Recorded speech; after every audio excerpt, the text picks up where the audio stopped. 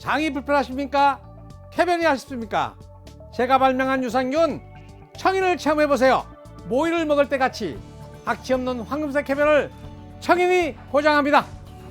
내 가족 건강지킴이 청인 1600-8988 1600-8988.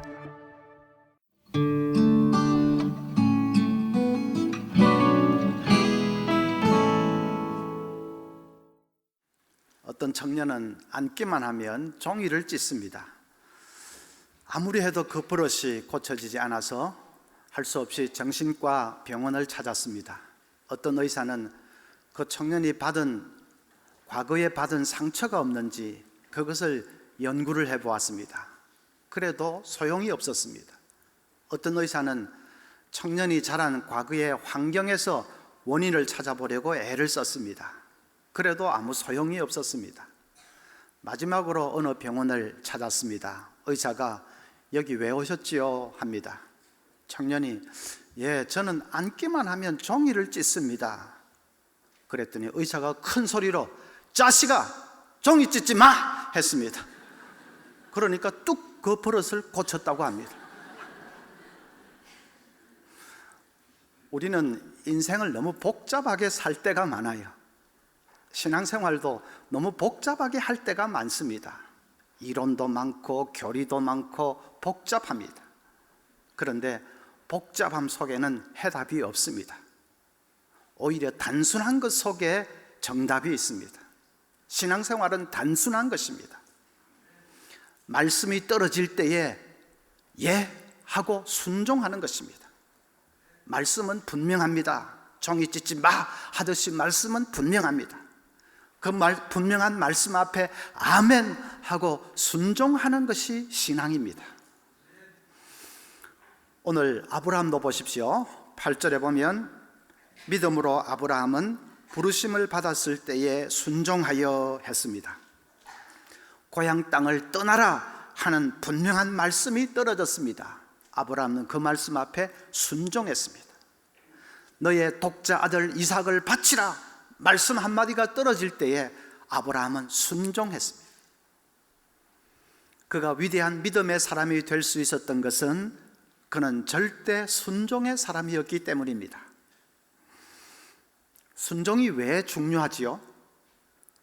우리는 순종을 통해서 예수님을 닮아갈 수 있기 때문입니다. 예수님을 닮아가는 것, 그래서 내 인격 속에 예수님의 형상을 이루어가는 것이 우리 신앙생활의 목표 아닙니까? 그런데 우리의 이 본성은 예수님을 닮는 것을 좋아하지 않습니다. 우리가 예수 믿고 이 본성이 변화되기는 했지만 그래도 100% 완벽하게 변화된 것은 아닙니다. 여전히 죄를 좋아하고 세상 욕망을 좋아하는 이 옛 본성이 살아 있습니다. 그래서 이 본성을 쳐서 복종을 시키고 하나님의 말씀에 순종할 때에 예수님의 형상을 이루어갈 수 있는 것이지요. 그래서 신앙생활의 핵심은 순종입니다. 앤드류 머리라는 경건주의자는 이렇게 말했습니다. 우리는 주를 믿는 순간 모두 순종의 학교에 입학한다. 예수님을 영접하는 그 순간부터 우리는 이제 평생 순종을 배워가는 것이라는 말입니다. 자, 그러면 어떻게 하면 순종의 삶을 살 수 있을까? 그래서 내 속에 예수님의 형상을 이루어갈 수 있을까? 이제 그것이 중요하지요.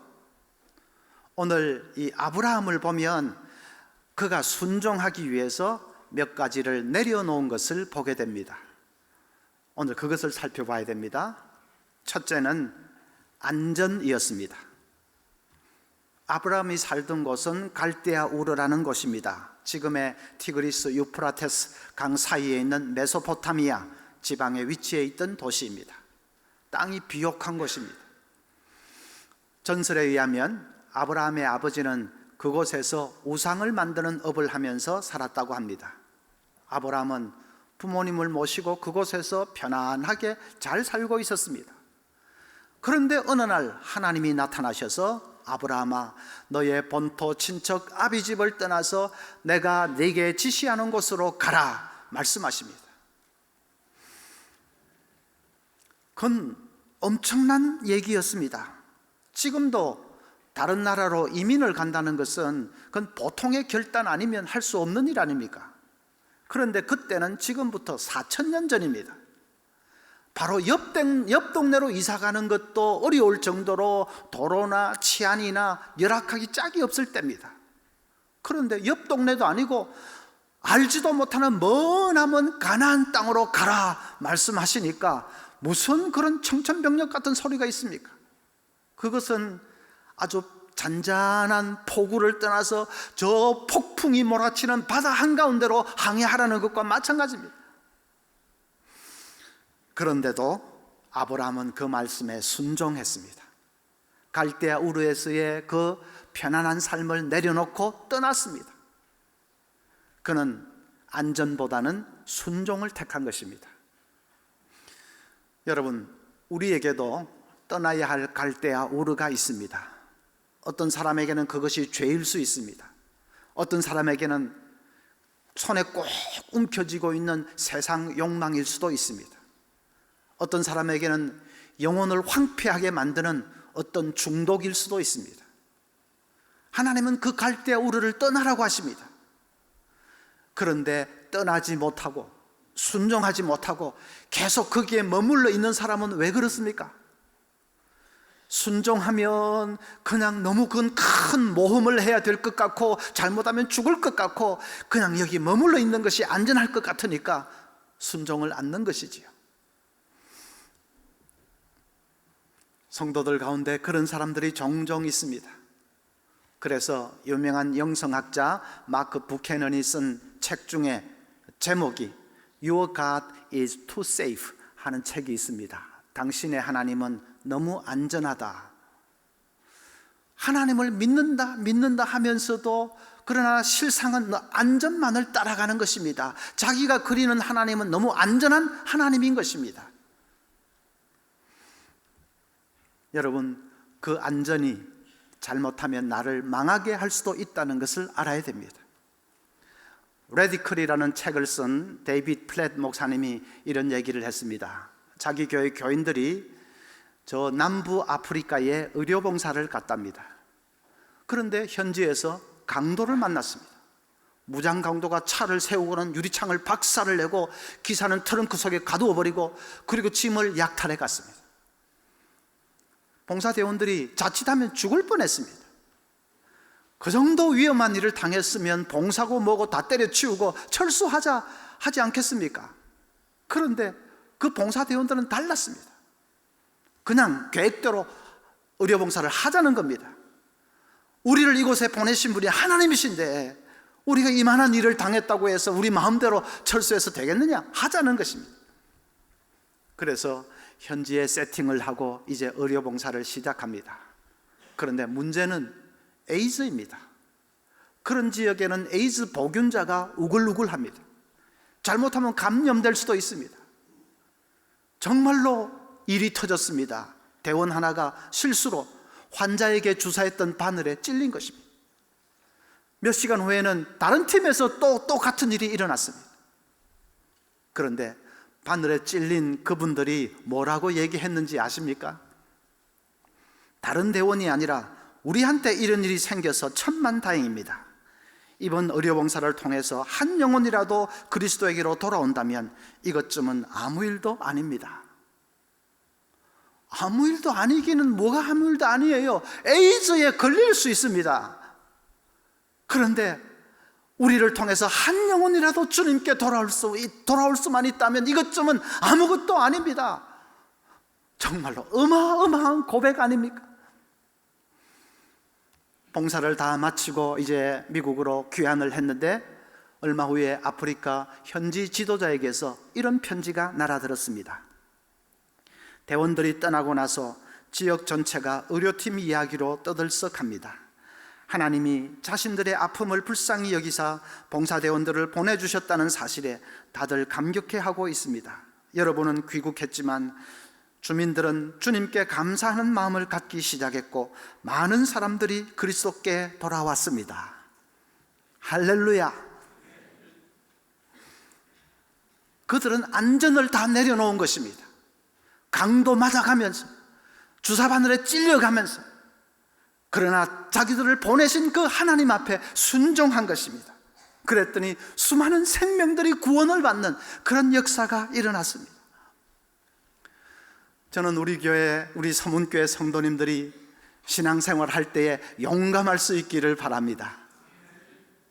너무 안전 그렇게 하지 말고 정말 말씀에 순종하기 위해서는 때로는 필요하면 안전도 내려놓을 수 있는 용감한 믿음의 사람들이 될 수 있기를 바랍니다. 안전하지만 그건 우리 인간이 생각하는 안전 아닙니까? 그게 무슨 그런 대단할 수 있겠습니까? 지난 며칠 전에 새벽기도 때 말씀드렸지만은 이번 총회 때 목사님 한 분이 그 침대에서 떨어졌는데 어떻게 머리를 부딪혔는지 뇌출혈이 일어나서 의식불명 상태에 빠졌습니다. 총회 회의 참석하러 갔다가 그렇게 되리라고는 누가 꿈에라도 생각했겠습니까? 아무리 안전해도 하나님이 우리 생명 붙들어 주시지 않으면 인간이 생각하는 안전이 그게 무슨 소용이 있습니까? 내 안전은 하나님의 손 안에 있다. 내 생명은 하나님의 손 안에 있다는 것을 확신하면서 여러분 안전은 내려놓고 하나님의 말씀에 순종할 수 있기를 바랍니다. 그럴 때 우리 속에서 그리스도의 형상이 이루어지는 것입니다. 두 번째로는 아집입니다. 본문 17절을 보니까 아브라함은 시험을 받을 때에 믿음으로 이삭을 드렸으니 했습니다. 이삭을 바치라는 말씀이 떨어졌을 때 아브라함에게 큰 갈등이 있었을 것입니다. 어떻게 아들을 제물로 바치라고 하시나? 주실 때는 언제고 또 빼앗아갈 때는 언제냐? 아브라함도 인간인데 그런 갈등과 번민이 왜 없었겠습니까? 정말 이건 아니다. 어떻게 아들을 내 손으로 죽이냐? 이건 아니다. 그런 엄청난 갈등이 있었을 것입니다. 그러나 다음 순간 아브라함은 자기의 생각, 자기 고집을 다 내려놓았습니다. 자기 아집을 내려놓았습니다. 그리고 순종했습니다. 우리도 말씀에 순종하기 위해서는 내 고집과 내 아집을 내려놓을 수 있어야 합니다. 쉽지 않은 일입니다. 그건 쉽지 않은 일입니다. 누가복음 9장 23절 보면 또 무리에게 이르시되 아무든지 나를 따라오려거든 자기를 부인하고 했습니다. 이 자기를 부인한다는 말이 바로 자기 아집과 자기 고집을 내려놓는 것을 말합니다. 주님을 따라가기 위해서는, 주님을 닮기 위해서는 자기 아집을 내려놓아야 된다. 자기를 부인해야 된다. 자기를 부인하라는 말은 자기를 죽이라는 말이지요. 쉽지 않은 일입니다. 그런데 자기를 그렇게 죽여야 내 속에서 예수님이 사실 수 있습니다.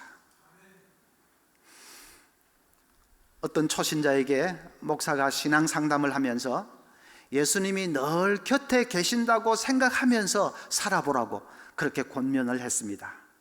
운전을 할 때도 예수님이 바로 내 곁에 앉아 계신다 그렇게 상상을 해보라고 했습니다. 그러면 예수님과 대화도 나눌 수 있다고 일러주었습니다. 이 초신자가 정말로 그렇게 했습니다. 그런데 조금 시간이 지난 후에 이 초신자가 예수님과 함께하는 그 시간은 자기가 생각했던 것처럼 그것이 달콤하고 행복한 순간이 아니라는 것을 알게 되었습니다. 오히려 예수님과 말다툼을 벌여야 했습니다. 어떤 때는 예수님께 소리를 질러야 했습니다. 자기는 예수님이 옆에 계셔서 늘 자기 편이 되어 주실 줄 알았는데 아니었습니다. 그래서 소리를 질러댔습니다. 예수님, 왜 늘 당신 뜻대로 해야 되는데요? 왜 늘 당신 방법대로 해야 되는데요? 솔직히 당신 방법이 제 생각에는 말도 안 되는 것 같아요. 근데 왜 늘 거기에 따라야 되는데요? 말다툼을 하면서 소리를 질러대어야 했습니다. 여러분은 그런 경험이 없으십니까? 설교를 듣는데 마음에 갈등이 일어납니다. 할 수 있다면 소리라도 그냥 지르고 싶습니다. 설교를 들으면 마음이 편안해야 할 텐데 마음에 갈등이 일어납니다. 말씀이 내가 살아온 삶하고는 너무나도 다르기 때문에 마음에 갈등이 생기고 고민이 생깁니다. 그런데 그것은 하등 잘못된 것이 아닙니다. 그런 과정을 거쳐야 합니다. 그런 갈등의 과정을 거치면서 거기서 나의 고집과 내 생각을 내려놓는 법을 배워야 합니다. 그래야 우리는 예수님을 닮아갈 수 있습니다. 어떤 영성학자는 그것을 당황의 훈련이라고 불렀습니다. Discipline of dismay, 당황의 훈련이라고 불렀습니다. 말씀이 내 생각하고 너무 달라서 당황이 되고 갈등이 생기고 고민이 생기는 것입니다. 그러나 그 당황의 훈련을 통과하면서 내 고집과 내 아집을 내려놓고 이 말씀에 순종할 때에 그때 우리는 예수님의 형상을 이루어가게 됩니다. 화란의 경건한 신앙인 이 코리 텐붐 여사도 당황의 훈련을 통과했습니다. 그분은 2차 대전 때 나치에 끌려가서 말할 수 없는 고초를 겪었던 분입니다. 언니는 고문을 이기지 못해서 수용소에서 죽었고 자기도 죽음 일보 전까지 갔지만 마침 그 종전이 되어서 가까스로 목숨을 건진 분입니다. 그런데 코리 텐붐 여사는 성령 충만한 분이었습니다. 전후에 온 유럽을 다니면서 원수를 용서하자고 용서의 복음을 외쳐서 사람들에게 큰 감명을 안겨주었습니다. 한 번은 독일 어느 마을에서 집회를 하고 그리고 다 마쳤는데 사람들이 코리 여사에게 인사하겠다고 줄을 길게 섰습니다. 문득 보니까 그 줄 한가운데에 옛날에 자기를 고문하고 언니를 죽게 만들고 했던 철천지 원수 그 수용소 간수가 있는 것이 아닙니까? 그 간수가 인사하겠다고 줄을 서서 다가오고 있습니다. 코리 여사가 그냥 심장이 얼어붙는 것 같았다고 합니다. 다른 사람은 다 용서해도 그 사람만큼은 용서할 수 없습니다. 그래서 소리를 질렀습니다. 속으로, 하나님, 저 사람만은 안 돼요. 다른 사람은 몰라도 저 사람만은 안 됩니다. 저게 인간입니까? 그런데 속에서 하나님의 음성이 들려왔습니다. 나는 너에게 네가 용서할 수 있느냐 없느냐 그걸 묻는 것이 아니다. 용서하라는 것은 내 명령인데 내 명령에 순종할 수 있겠느냐 없겠느냐를 묻는 것이다. 엄청난 갈등이 일어났습니다. 정말로 생각으로는 그냥 용서하고 싶은 마음은 눈꼽만큼도 없습니다. 그러나 그것은 하나님의 명령입니다. 평생 하나님 한 분만 사랑하면서 살기로 작정한 자기인데 하나님의 명령을 거역할 수는 없지 않습니까? 그래서 할 수 없이 정말로 이를 악다물고 용서하기로 결심했습니다. 그런데 놀라운 일이 일어났습니다. 팔을 벌려서 그 원수를 이렇게 끌어안는데 마음에 기쁨의 샘이 터졌습니다.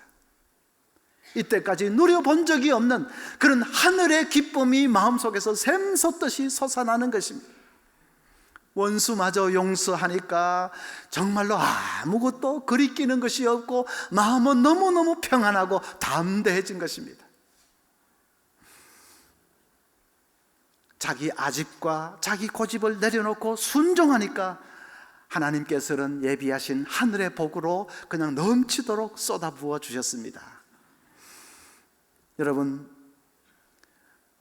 내 고집과 내 아집과 내 생각을 내려놓을 수 있어야 합니다. 순종하기를 원하신다면 그것을 내려놓을 수 있어야 됩니다. 쉬운 일이 아닙니다. 나 자신을 죽이는 것과 같습니다. 나 자신을 부인하는 것입니다. 그러나 그럴 때에 내 속에서 비로소 예수님이 사시기 시작합니다. 예수님이 당신의 형상을 이루어 가시기 시작합니다. 아집을 내려놓고 순종할 수 있는 믿음의 사람들이 되시기를 바랍니다. 세 번째로는 두려움입니다. 고향 땅을 떠나라는 하나님의 말씀을 받았을 때에 아브라함은 눈앞이 캄캄해졌을 것입니다. 도대체 이 모든 친숙한 환경을 떠나서 어디에 가서 무엇을 하면서 살아라는 말인지 엄청난 두려움이 엄습해 왔을 것입니다. 염려와 걱정이 그냥 태산처럼 밀려왔을 것입니다. 그래도 그 두려움 그는 내려놓고 순종했습니다. 제 간증 언젠가 한번 드린 일이 있는 것 같습니다. 저는 1976년에 신학교에 입학을 했습니다. 그 점에 저에게도 엄청난 두려움이 있었습니다. 소명을 받고 신학교의 문을 두드리기는 했지만은 아무것도 준비가 되어 있는 것이 없습니다. 돈 한 푼 없는데 당장에 이제 닥치는 이 등록금을 어떻게 해결해야 할지 막막합니다. 집에서는 아버지가 극심하게 반대를 하십니다. 반대하실 만도 하지요. 어렵게 서울까지 보내서 공부를 시켰으면 이제 졸업하면 취업을 해서 가정을 좀 도와야 될 텐데 그냥 훌쩍 신학교 가버리면 가정은 어떻게 합니까? 반대하실 만도 하지요. 개인적으로는 일반 대학 졸업해서 이제 처음 시작하는 신학 공부가 너무나도 생소하고 어려웠습니다. 교회 가면 다들 전도사님 하는데 저는 교역자가 뭔지, 교역자가 무슨 일을 해야 되는지 아는 것도 거의 없었습니다. 사면초가였습니다. 딴에는 소명을 받고 나서기는 했지만 너무나도 외롭고 슬펐습니다. 별 수 있습니까? 새벽마다 부르짖었습니다. 교인들 하나씩 둘씩 떠나가고 나면 저도 모르게 이 목소리가 한 옥타브 올라갔습니다. 주여 주여 하고 부르짖었습니다. 한참을 그러고 있노라면 어느덧 주님의 음성이 들려옵니다.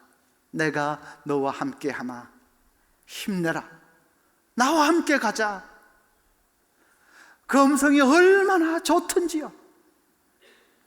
눈물을 닦고 다시 일어설 수 있었습니다.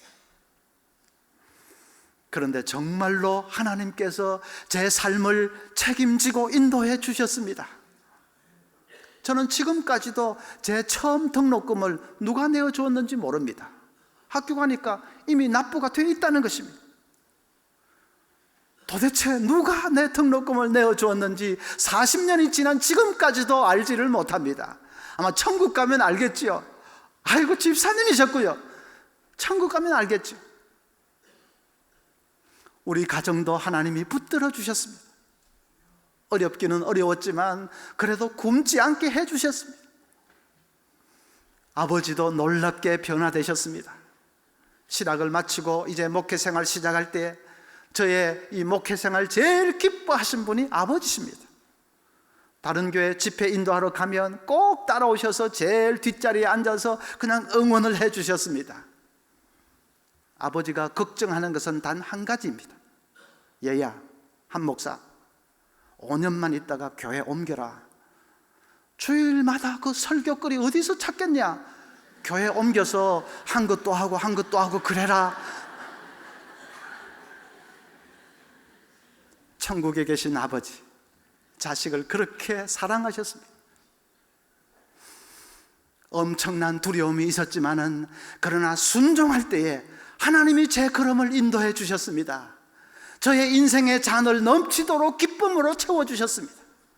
저는 지금도 간혹 생각을 해보는데 만약에 1976년 그 두려움과 염려가 가득했던 그때에 내가 막 그만 신학을 포기했더라면 어떻게 됐을까? 생각만 해도 아찔합니다. 오래전에 빌리그램 전도협회에 속해 있는 킴 웍스라는 자매가 서울 세종문화회관에 와서 노래도 부르고 간증도 하고 그랬던 적이 있습니다. 그 킴 웍스 자매는 시각장애인입니다. 그분이 이렇게 간증을 하면서 이렇게 말을 했습니다. 저는 맹인이기 때문에 사람들의 인도를 받습니다. 사람들은 10m 전방에 무엇이 있다고 알려주는 것이 아니라 바로 앞에 층계가 있다, 바로 앞에 흙탕물이 있다고 알려줍니다. 저는 저를 인도하는 사람을 신뢰하고 한 걸음 또 한 걸음 발을 옮기기만 하면 언제나 목적지에 도달합니다. 그러면서 이렇게 덧붙였습니다. 저는 인생의 길도 그와 같을 것이라고 생각합니다. 나를 부르시고 나를 인도하시는 주님을 신뢰하고 한 걸음 또 한 걸음을 옮기다 보면 주께서 나를 위해 예비해 놓으신 그 영광스러운 목적지에 도달할 것을 믿습니다. 그렇습니다. 여러분, 10년 후, 20년 후를 알려고 하지 마십시오. 그건 우리 소관이 아닙니다. 그냥 오늘 하루 순종하면서 나아가는 것입니다. 그저 한 걸음 한 걸음 말씀만 붙잡고 순종하면서 나아가는 것입니다. 정말로 저는 제가 신학교 교수가 되어서 12년 동안이나 목사들을 양성해내고, 그리고 그 이후에는 이제 마지막으로 서문교에 와서 이렇게 행복한 목회 생활을 할 것이라고는 정말로 계획한 것도 없고 꿈에도 생각하지 못했습니다. 그저 한 걸음 한 걸음 두려움 속에서도 오직 말씀 붙들고 한 걸음 한 걸음 나아갈 때 하나님께서 여기까지 이르게 하셨습니다. 우리 모두가 다 마찬가지입니다. 내일 일을 너무 염려하고 두려워하고 하지 마십시오. 하나님께 다 맡겨버리고 오늘 하루 말씀 붙들고 순종하며 나아갈 수 있기를 바랍니다. 때로는 내 고집이 있지만 그것도 내려놓고 부인하고, 안전, 세상 사람들이 추구하는 그거, 나의 안전은 하나님의 손에 있는 거 믿고 그저 나는 말씀 붙들고 순종하는 것입니다. 그래서 우리 속에서 아름다운 주님의 형상이 이루어져가는 그런 귀한 복을 누릴 수 있기를 간절히 기원합니다.